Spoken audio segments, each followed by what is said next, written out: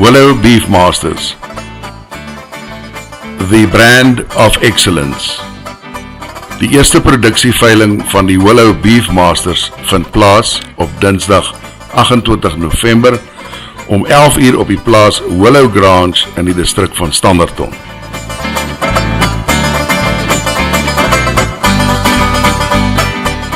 Diere wat aangebied word is 5 geregistreerde bulle wat in die kudde gebruik is, 20 2 jaar oud graadbulle, 20 3 jaar oud graadbulle, as ook 35 suiwer geteelde graadkoeie, waarvan die dragtigheid tydens die veiling bevestig sal word, en 35 suiwer geteelde oop graadverse. 6201 strootjies uit die 4x4 en die WO kuddes word ook aangebied. 'n semenkatalogus is beskikbaar op ons webtuiste.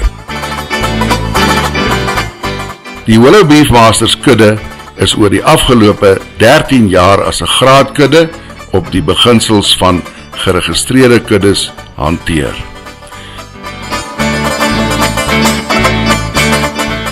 Slegs die beste genetika vanuit die beste Beefmaster kuddes in die land is gebruik.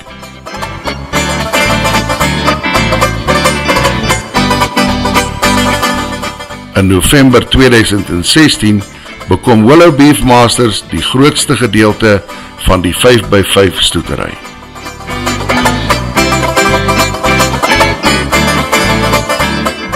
Willow Beefmasters gaan voortaan as 'n volwaardige en geregistreerde kudde bedryf word. Semen van die uitsonderlike bil 4x4 070457 word ook aangebied. Ons nooi u hartlik uit om hierdie veilingsdag saam met ons en ons familie te kom geniet.